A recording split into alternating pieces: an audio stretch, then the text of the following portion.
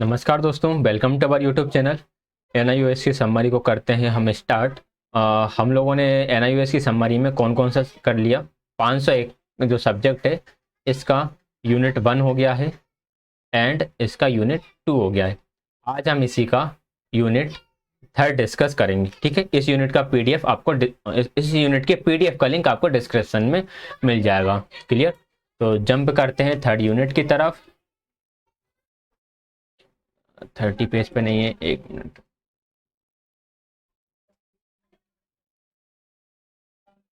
हम्म चलो।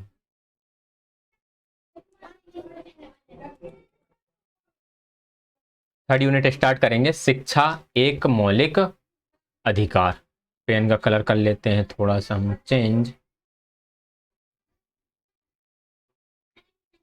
ठीक है, ओके, चलो स्टार्ट करेंगे। अच्छा, कुछ दिन क्लास नहीं हो पाई थी, मैंने इसका अपडेट कर ही दिया था कि कुछ दिन क्लास नहीं हो पाएंगी। मैं बाहर था थोड़ा, इस वजह से। तो अब कंटिन्यू रहेंगी, कोशिश करूंगा। अभी मैं ऑल्टरनेट डेज पर आपको ये प्रोवाइड करा रहा था। कोशिश करते हैं कि आपको डेली एक एक वीडियो मिलता रहे ताकि आपकी प्रिपरेशन जल्दी से जल्दी कंप्लीट हो सके। ठीक है। अच्छा, जो नोट्स के बारे में मैंने बताया था कि यदि आप इसके नोट्स चाहो तो बना सकते हो और नहीं चाहो तो मत बनाओ, क्योंकि टाइम है नहीं हमारे पास इतना कि हम इसके नोट्स प्रिपेयर करें। पीडीएफ डाउनलोड करो, जो भी हाईलाइटेड है उसको जस्ट रीड करते जाओ और एक बार वीडियो को देख लो। वीडियो को जैसे आपके पास टाइम की शॉर्टेज है तो आपको वीडियो 1.5x या फिर आप समझ सकते हो तो 2x पर भी देख सकते हो। 1.5 बेटर रहेगा, टाइम भी जल्दी निकल जाएगा और आपको समझ में भी आ जाएगा। ठीक है, तो इंट्रोडक्शन से स्टार्ट करेंगे। शिक्षा किसी भी राष्ट्र की प्रगति की कुंजी होती है, ये डेफिनेशन हो गई यहाँ पर एजुकेशन की। शिक्षा का मुख्य उद्देश्य क्या है? बच्चे के व्यक्तित्व का समग्र विकास होता है, यानी कि हर तरह से व्यक्तित्व का विकास हो, यह शिक्षा का मुख्य उद्देश्य है। ठीक, इसके बाद हम बात करते हैं कि 2 घोषणाएं हुई हैं, 2 दस्तावेज जारी हुए हैं, 1948 में और एक 1959 में। 1948 वाला का शीर्षक था मानव अधिकारों की घोषणा और 1959 वाले का शीर्षक था कि बच्चे के अधिकारों की घोषणा। ठीक है। अच्छा, जो भारत है ना, इंडिया है, इंडिया ने इसको, 1 मिनट में इसका नोटिफिकेशन ऑफ कर देता हूँ, बीच में साउंड आपको आएगा। जो भारत है, भारत ने 1959 वाले को सपोर्ट करा है, यानी कि जो इसे एक्सेप्ट करा या जिसको लेकर भारत में शिक्षा नीतियां वगैरह बनी, तो वो है 1959 वाला, जिसका उद्देश्य क्या था? बच्चों के अधिकारों की घोषणा था। क्लियर? आगे बढ़ेंगे। हालांकि मुझे ऐसा लग रहा है इसका हम पहले डिस्कस कर चुके हैं, नहीं किए तो कोई भी दिक्कत वाली बात नहीं है। प्रारंभिक शिक्षा के सर्वांगीकरण की अवधारणा तथा आवश्यकता। सर्वांगीकरण मतलब कि यूनिवर्सलाइजेशन। यूनिवर्सलाइजेशन किया क्यों इसको? यूनिवर्स मतलब क्या? हर जगह। यूनिवर्स मतलब ऐसी, यूनिवर्स मतलब क्या होता है? यूनिवर्स मीन्स अपना ब्रह्मांड, जो कि हर जगह फैला हुआ है। ऐसे ही शिक्षा को भी हर जगह फैलाना है। इसके लिए क्या कहा कि भाई कक्षा 1 से 5 तक की जो क्लास है उन्हें हम किस कैटेगरी में रखेंगे? निम्न प्राथमिक की कैटेगरी में रखेंगे। 6 से 8 तक की कक्षाओं को उच्च प्राथमिक में रखेंगे। प्रारंभिक शिक्षा के सर्वांगीकरण से अभिप्राय है प्रारंभिक शिक्षा को देश के प्रत्येक बच्चे के लिए उपलब्ध कराना। किसी भी जाति का हो, धर्म का हो, किसी भी लिंग का हो, मतलब कि जितने ही व्यक्ति हैं, हर एक व्यक्ति को आपको प्रारंभिक शिक्षा देना ही है। प्रारंभिक शिक्षा कहां से कहां तक है? याद रखना 1st to 8th क्लास तक है, और जिसमें से 1 to 5 जो है, 1ली से 5वीं तक, इसे रखा है निम्न प्राथमिक के अंदर। और जो है हमारा 6 to 8 यानी 6ठी से 8वीं तक, ये है हमारा उच्च प्राथमिक, ये है लोअर प्राइमरी और ये है हाई प्राइमरी। ठीक है, आगे हम बात करेंगे। शिक्षा सभी प्रकार के ये छोटे छोटे डेफिनेशन है, यहाँ से छोटे मोटे क्वेश्चंस बनकर आ जाते हैं। शिक्षा सभी प्रकार के मानव विकास व प्रगति का आधार होती है। यह समस्त मानव समस्याओं के प्रति सर्वाधिक पैना हथियार है तथा सबसे मजबूत ढाल होती है। ये चीजें ना कहाँ से आती हैं? जैसे हमें ये स्टेटमेंट लिख देगा कि शिक्षा समस्त मानव समस्याओं के प्रति डैश डैश करके 2 ब्लैंक छोड़ देगा, फिर ऑप्शन दे देगा हथियार है, ढाल है, ये है, वो है, दुनिया भर का। तो वहां से तो ये हमें कब आते हैं ये क्वेश्चन? जब हम बुक्स को पढ़ते हैं तब समझ में आता है यार ये क्वेश्चन बनकर कहाँ से आए, नहीं तो फिर हम यही सोचते रह जाते हैं क्वेश्चन बनकर कहाँ से आ रहे हैं। तो शिक्षा के अभाव में मानव जीवन कैसा हो जाता है? अर्थहीन हो जाता है। और हमारी वैदिक साहित्य में यानी वेदों में क्या लिखा है कि शिक्षा के बिना मनुष्य पशु के समान है। यह शिक्षा ही है जिसके माध्यम से हम उस ज्ञान, उस कौशल को ग्रहण करते हैं जिससे हम एक सार्थक जीवन व्यतीत करने योग्य बनते हैं।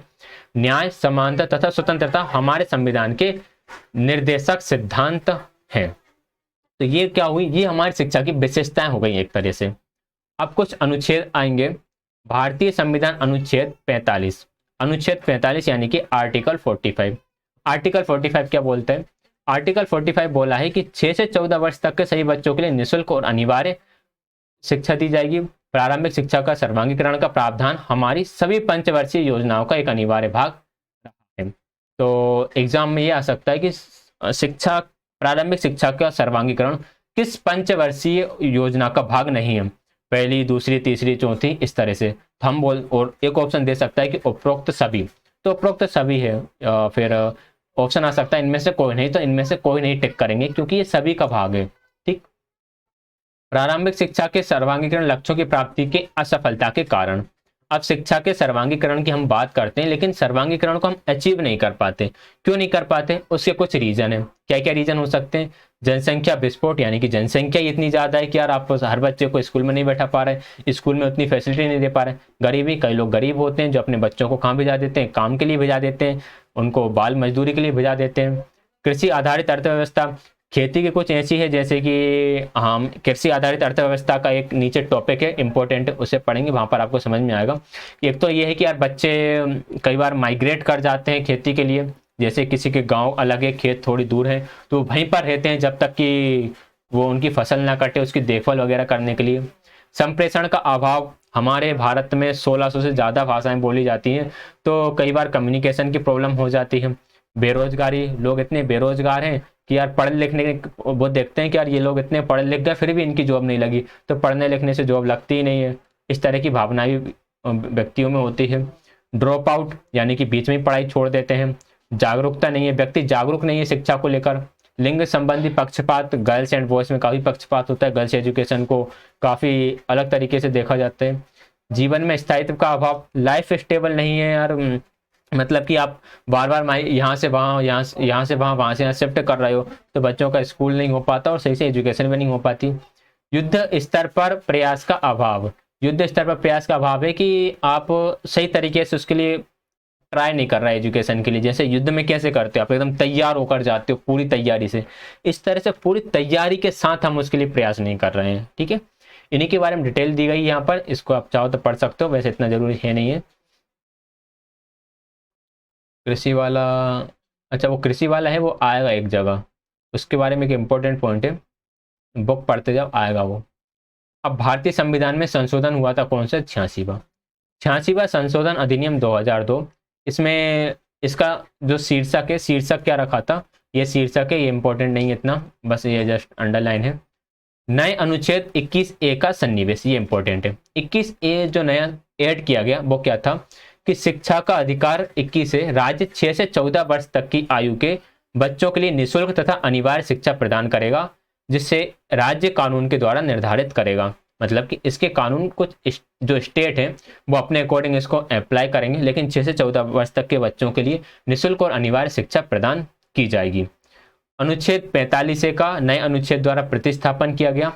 45A में क्या बोला गया कि पूर्व बाल्यकाल देखभाल की शिक्षा। पूर्व बाल्यकाल मतलब कि कक्षा 1 में तो बच्चे आएंगे, लेकिन इससे पहले भी कहीं ना कहीं रहेंगे ना, तो उस शिक्षा की जिम्मेदारी भी हमें रखना है, तो इसे 45 में रखा गया। क्या बोलेंगे, आर्टिकल 45 के अंदर रखा गया। क्लियर है बात? आर्टिकल 45 क्या था कि पहले था 6 से 14 वर्ष तक के बच्चों के लिए शिक्षा, उसे रख दिया गया 21A में, और 45 को परिवर्तित करके कर दिया गया कि पूर्व बाल्यकाल बच्चों की देखभाल, मतलब कि स्कूल आने से पहले बच्चों के लिए आंगनबाड़ी की व्यवस्था या इस तरह की जो भी सुविधा हो सकती है उनकी व्यवस्था। ठीक है, 51A को संशोधन किया गया, ये इंपॉर्टेंट है नहीं 51 है, बस ये याद रखना है कि आर्टिकल 2002 में 86वें संशोधन अधिनियम के द्वारा 21A को जोड़ा गया। प्राथमिक शिक्षा का अधिकार स्वतंत्रता के अधिकार का भाग बन गया। कब? संशोधन 86वां संशोधन 2002 में स्वतंत्रता का अधिकार जो था उसी का एक और अधिकार हमारा क्या बन गया? शिक्षा का अधिकार। मीन स्वतंत्रता का जो हमारा अधिकार है, धार्मिक स्वतंत्रता, संप्रेषण की स्वतंत्रता और वो कहीं भी आने जाने की स्वतंत्रता है, उसी में ही शिक्षा की स्वतंत्रता भी रख दी गई। ठीक है, बाकी ये इतने इंपॉर्टेंट है नहीं। हाँ, 51A में क्या कर दिया गया, 10 मूल कर्तव्यों को सम्मिलित कर दिया गया। 11वां मूल्य कर्तव्य जोड़ा गया कि माता पिताओं का यह कर्तव्य है कि वे बच्चों को शिक्षा प्रदान करें। ये जो नॉर्मल बातें आई थिंक आप सभी लोग जानते ही होंगे। ये इंपॉर्टेंट आ जाता है फिर हमारा RTE एक्ट 2009, शिक्षा का अधिकार अधिनियम, right to education. Right to education act आया कब, 2009 में। ठीक है, जैसे मैंने आपको फर्स्ट क्लास में बताया था कि हमने पढ़ना कहाँ से स्टार्ट करा था, हमने स्टार्ट करा था वुड्स डिस्पेच से, जो आया था 1854, और चार्टर एक्ट कौन सा था, 1853 का था। तो मैंने बोला था कि हम वहां से पढ़ेंगे, और NCF 2005, RT एक्ट 2009, और लास्ट में हम न्यू एजुकेशन पॉलिसी 2020 तक डिस्कस करेंगे। ठीक है, बीच में क्या कौन सी समितियां आई, कौन कौन से एक्ट है सबको। तो अभी हम RTE एक्ट 2009 को पढ़ेंगे। अच्छा, RTE एक्ट 2009 में तो बोला गया है क्या कि शिक्षा हर एक व्यक्ति का अधिकार है, लेकिन इससे पहले भी ये चीजें आई थी। कहाँ आई थी, कोल्हापुर महाराष्ट्र में छत्रपति साहूजी महाराज ने 1902 में 6 से 14 वर्ष तक के आयु के सभी बच्चों के लिए निःशुल्क और अनिवार्य शिक्षा संबंधी अधिनियम पहले ही तैयार कर दिया था और लागू भी कर दिया गया था। किसने, छत्रपति साहूजी महाराज ने 1902 में। और ये पहले कब आ चुका है, 1918 में वल्लभ भाई पटेल ने सार्वत्रिकीकरण शिक्षा को एक अधिनियम पारित करवाकर बॉम्बे के सभी नगर परिषदों में निःशुल्क और अनिवार्य कर दिया था।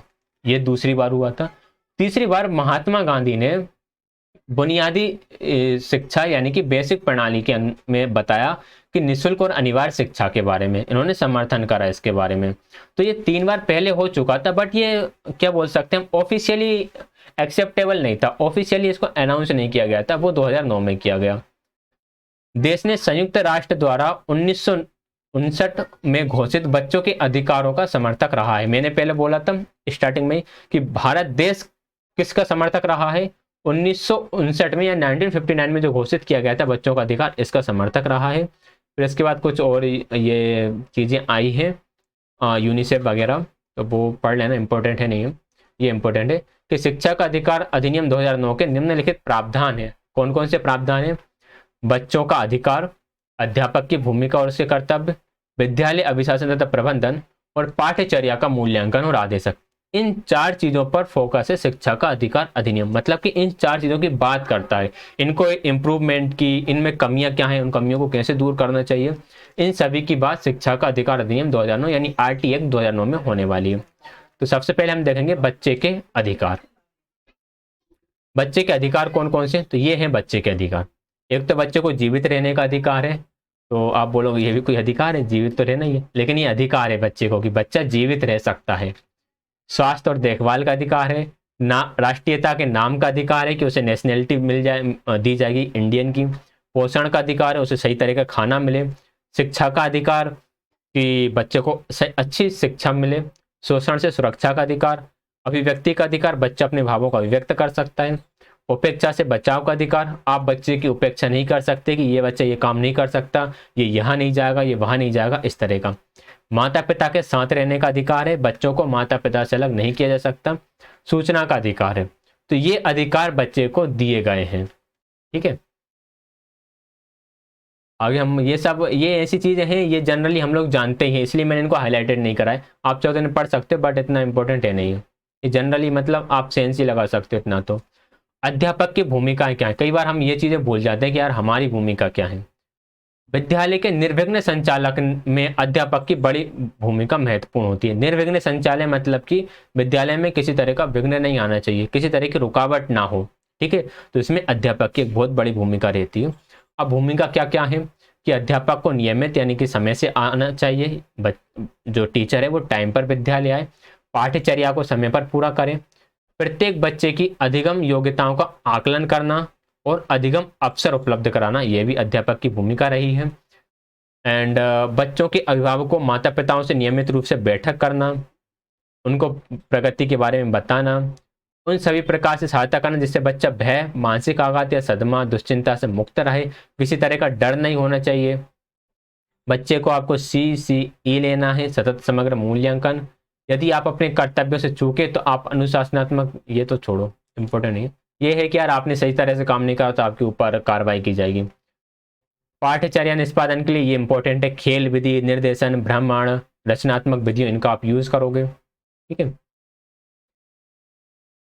इसके लिए आपको और क्या करना पड़ेगा, अत्यधिक निष्ठा, शक्ति, लगन से सक्रियकर्ता के रूप में कार्य करने की आवश्यकता है। किसे, अभिभावक को, किस रूप में, मतलब टीचर को किस रूप में, एक सक्रियकर्ता के रूप में काम करने की आवश्यकता है। तो ये पॉइंट तो यहाँ दिए थे, इन्हीं पॉइंट को एक समराइज फॉर्म में यहाँ पर दिए गए हैं। इन्हें क्या करना, आप एक बार पढ़ लेना, और जब आप रिवीजन करो तो उस टाइम पे बस आप इन्हीं को पढ़ लेना, ऊपर वालों को फिर पढ़ने की जरूरत ही नहीं है। अब आता है विद्यालय अभिशासन तथा प्रबंधन। हमने बच्चे का अधिकार पढ़ लिया, अध्यापक के दायित्व पढ़ लिए। अब विद्यालय का अभिशासन और प्रबंधन के बारे में पढ़ते हैं कि विद्यालय के मैनेजमेंट के बारे में। प्रबंधन समिति बनेगी, पहली बात तो अब प्रबंधन समिति बनेगी, लेकिन प्रबंधन समिति काम क्या करेगी, मैनेजमेंट समिति जो बनेगी ना, मैनेजमेंट कमेटी, अब मैनेजमेंट कमेटी काम क्या करेगी, पहला विद्यालय के कार्य संचालन को मॉनिटर करना, विद्यालय विकास योजना को तैयार करना, विभिन्न स्रोतों से प्राप्त अनुदान राशि को मॉनिटर करना है, राशि मिल तो रही है आपके विद्यालय को, लेकिन लग कहाँ रही है, ये कहाँ में लगाना है। शिक्षा का अधिकार अधिनियम 2009 के लक्ष्यों की पूर्ति हेतु मिशनरी की तरह काम करना। विद्यालय में और कुछ भी काम है इसके, कि विद्यालय में अभिशासन में सहायता करे, यह सुनिश्चित करना कि सभी पात्र बच्चे विद्यालय में पंजीकृत हैं तथा वे अपनी प्रारंभिक शिक्षा पूर्ति तक विद्यालय नहीं छोड़ते हैं। अध्यापकों और प्रबंधन समिति का संयुक्त दायित्व है। ये प्रबंधन समिति एंड स्कूल कमेटी दोनों का ही दायित्व है ये, कि बच्चों का पहली बात तो बच्चे रजिस्टर्ड हो जाएं, इसके बाद जब तक उनकी प्राइमरी एजुकेशन कंप्लीट ना हो तब तक विद्यालय छोड़े भी ना। ठीक है, अब आते हैं पाठ्यचर्या मूल्यांकन संबंधी अनिवार्यता। पाठ्यचर्या कैसी हो, बाल केंद्रित हो, दैनिक जीवन से रिलेटेड हो, लचीली हो और समावेशी हो, उसमें सबको समावेश किया गया हो, और क्या हो, बच्चे के ज्ञान, क्षमता तथा प्रतिभा का विकास करने वाली हो। तो ये इंपॉर्टेंट पॉइंट किसके होगा, पाठ्यचर्या के। चाइल्ड सेंटर्ड होना चाहिए, डेली लाइफ से कनेक्टेड होना चाहिए, फ्लेक्सिबल हो, इंक्लूसिव हो, बच्चे में ज्ञान, क्षमता, प्रतिभा का विकास करने वाली हो।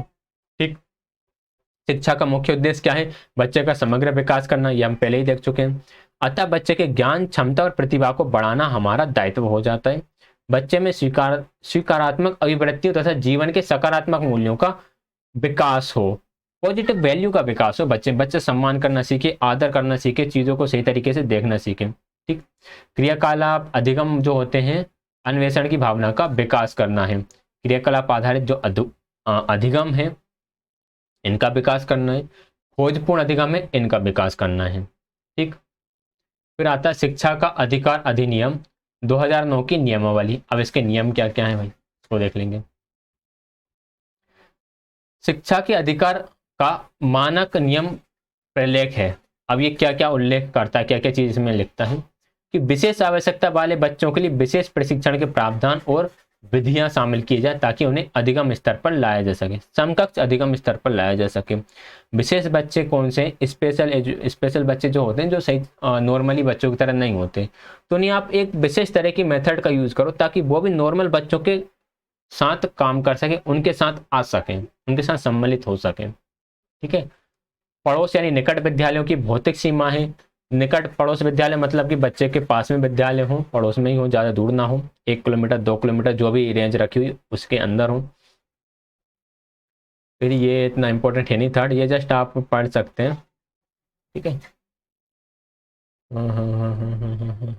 इन्हें एक बार रीड कर लेना बस, इतना कोई इंपॉर्टेंट इतना है नहीं। प्रारंभिक भाग, प्रारंभिक भाग में क्या क्या है ये थोड़ा पढ़ते हैं। प्रारंभिक भाग क्या बोलते हैं कि अधिनियम से तात्पर्य है कि निःशुल्क तथा अनिवार्य शिक्षा के लिए बच्चों का अधिकार अधिनियम 2009। ठीक है, मतलब आपको निःशुल्क और अनिवार्य शिक्षा देना है। इन्होंने बताया कि अधिनियम से मतलब क्या है। आंगनवाड़ी का अर्थ क्या है, आंगनवाड़ी का अर्थ है कि भारत सरकार के महिला और बाल विकास मंत्रालय की समाकृत बाल विकास योजना के अंतर्गत स्थापित आंगनवाड़ी केंद्र। नियत तिथि से क्या अभिप्राय है कि वह तिथि जिस पर सरकारी गजट की अधिसूचना के अनुसार अधिनियम लागू होता है। तो आरटी एक्ट लागू कब हुआ था, यह हुआ था 1 अप्रैल 2010 को। ये ठीक है, इनको बस पढ़ लेना, इतना कुछ इंपॉर्टेंट है नहीं है, जस्ट कुछ ऐसी हैं जो हम जानते हैं। निःशुल्क तथा अनिवार्य शिक्षा के प्रति बच्चों के अधिकार, बच्चों के क्या क्या अधिकार हैं, विशेष प्रशिक्षण, ये इंपॉर्टेंट पॉइंट हो जाता है। विशेष प्रशिक्षण क्या है कि मान लो बच्चा 3rd क्लास के बाद स्कूल छोड़ देता है और 2 साल बाद एडमिशन लेता है। अब एडमिशन उसे किस में दिया जाएगा, 4th में दिया जाएगा या 5th में दिया जाएगा। अगर 4th में दिया जाएगा तो उसका 1 साल खराब होगा, उसकी एज 5th के अकॉर्डिंग हो चुकी है, तो आप उसको 4th में रख नहीं सकते, उन बच्चों के साथ वो फील नहीं कर पाएगा, तो फिर उसे आप एडमिशन दोगे 5th क्लास में। अब बच्चे ने 3rd क्लास में स्कूल छोड़ दिया था, 2 साल बाद अब उसे 5th क्लास में एडमिशन दे रहे हो, तो अब उसे आप 5th क्लास के बच्चों के साथ एडजस्ट कैसे करोगे। तो आपको बच्चों को क्या करना पड़ेगा, आपको बच्चों को ट्रेनिंग देना पड़ेगा, प्रशिक्षण देना पड़ेगा। कितने महीने का, 3 महीने का। ठीक है बात, ताकि वो 5th क्लास के बच्चों के साथ रह सके। ब्रिज कोर्स जो बनाता है उस तरह के आपको कुछ सरकारी स्कूल वाले जो टीचर है उनको तो पता होगा ही। हालांकि जो ये वीडियो देख रहा होगा वो गवर्नमेंट टीचर हो ऐसा तो मुझे पता नहीं, क्योंकि भाई जो टीचर बन गया वो क्यों देखेगा ये वीडियो। लेकिन जो गवर्नमेंट बच्चों को जिन्होंने पढ़ाया होगा तो उन्हें पता होगा कि ब्रिज कोर्स गवर्नमेंट लॉन्च करती है, जिसमें बहुत ही सिंपल क्वेश्चन होते हैं, सिंपल कैलकुलेशन वाले क्वेश्चन होते हैं। वो इसीलिए होते हैं कि यार बच्चा अब आने वाली क्लास के लिए तैयार हो सके, उसमें एडजस्ट कर सके, उसे चीज़ें बेसिक चीज़ें पता ही हो।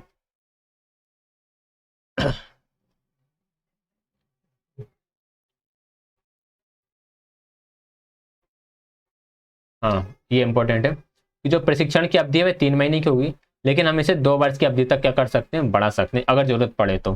2 वर्ष हालांकि बहुत ज़्यादा होते हैं लेकिन फिर भी हम बढ़ा सकते हैं। ठीक है? राज्य सरकार के कर्तव्य क्या क्या है, ये इंपॉर्टेंट पॉइंट हो जाता है कि आरटी अधिनियम 2009 में केंद्र तथा राज्य सरकारों के लिए क्या क्या निहितार्थ हैं।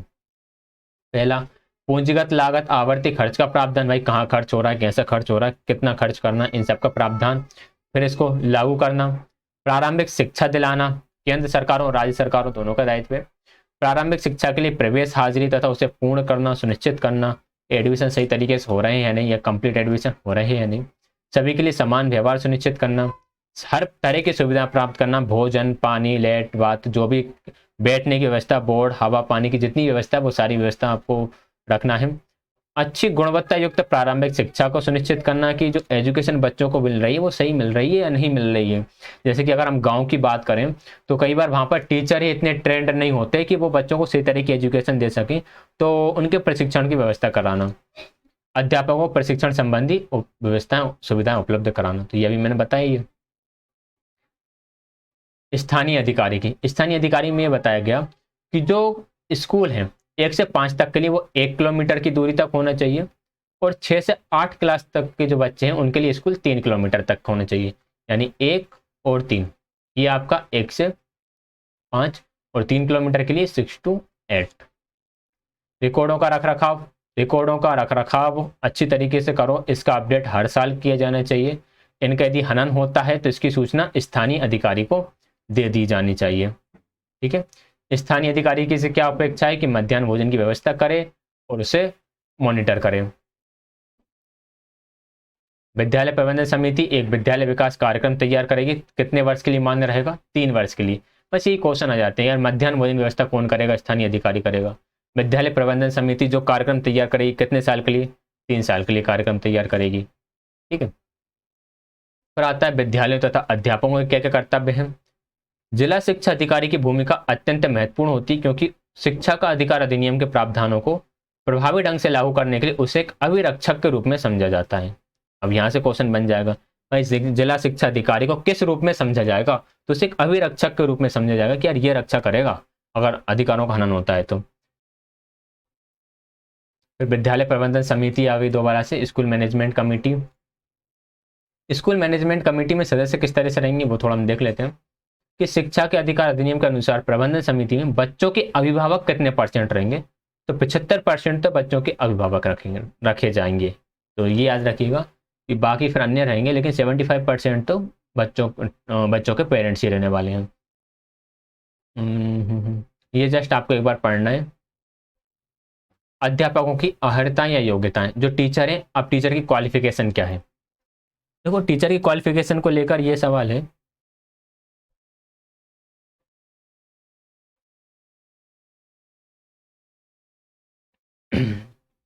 कि जो राज्य है ना, जो स्टेट है, वो योग्यताओं को निर्धारित करेंगे कि टीचर को कितना क्वालिफाई होना चाहिए, उसकी क्वालिफिकेशन क्या रखना है, ठीक। और राज्यों के पास ये भी जिम्मेदारी है कि मान लो ग्रामीण इलाका है, आदिवासी इलाका है। अब आदिवासी इलाके में यदि आप कोई शहर का टीचर भेज दोगे तो वो उनके साथ तो एडजस्ट नहीं कर पाएगा, उनकी लैंग्वेज नहीं समझ पाएगा, तो आप फिर उन्हीं की कम्युनिटी के किसी व्यक्ति को टीचर बनाओगे। अब उन्हीं के कम्युनिटी के किसी व्यक्ति के टीचर, किसी व्यक्ति को आप टीचर बना रहे हो, अब उनकी भाषा तो समझ जाएगा, लेकिन हो सकता है यार उसकी क्वालिफिकेशन उतनी ना हो, तो राज्य सरकार उनके लिए क्वालिफिकेशन में कुछ छूट प्रदान कर सकती है। क्लियर है। लेकिन कुछ बोलेगी यार जैसे मान लो 12th पास तो होना ही होना है, अब इसमें जो परसेंट है मान लो 60% की जगह 50 कर दे, 40% कर दे, इस तरह की छूट राज्य सरकार प्रदान कर सकती है। ठीक है बात। और इसके लिए ऐसा नहीं कि यार वो उसके पास क्वालिफिकेशन कम है तो वो सही तरीके से नहीं पढ़ाएगा, इसके लिए राज्य सरकार उसके लिए एक विशेष प्रशिक्षण का प्रावधान भी करेगी। भाई हमने क्वालिफिकेशन रखी थी कि यार 12th में आपका 55% होना चाहिए, लेकिन आपका 40% है, लेकिन फिर भी हम आपको अलाउ कर रहे हैं, लेकिन पहले हम आपको एक ट्रेनिंग देंगे कि आपको किस तरह से पढ़ाना है, ठीक है, ताकि जो एजुकेशन की क्वालिटी है वो क्वालिटी ना गिरे। फिर आता है पाठ्यचर्या या प्रारंभिक शिक्षा का समापन। ये यूनिट थोड़ी सी बड़ी रहेगी, हो तो हो सकता है वीडियो का ड्यूरेशन भी थोड़ा सा बड़ा हो जाए। राज्य शैक्षिक अनुसंधान प्रशिक्षण जो राज्य की शैक्षिक अधिकारी की पाठ्य पुस्तकें एंड अभिगम सामग्री तैयार कराएगी। कौन कराएगी? State council of education research and training, SCERT, इन तीनों के बारे में हम लोगों ने देख ही रखा है। तो ये क्या कराएगी? ये पाठ्यचर्या और अधिगम सामग्री तैयार कराएगी। और राज्यों के लिए यह भी छूट है कि वो NCERT वाली पुस्तकें भी चला सकते हैं, या फिर अपने राज्य के लिए खुद पाठ्यचर्या भी डेवलप कर सकते हैं। ठीक है। तो कुछ स्टेट ऐसे जिनमें एनसीईआरटी की बुक चलती है और कुछ स्टेट में उनके ही राज्यों की बुकें चलती हैं। बच्चों के अधिकारों की सुरक्षा। बच्चों के अधिकारों की सुरक्षा के लिए एक समिति है।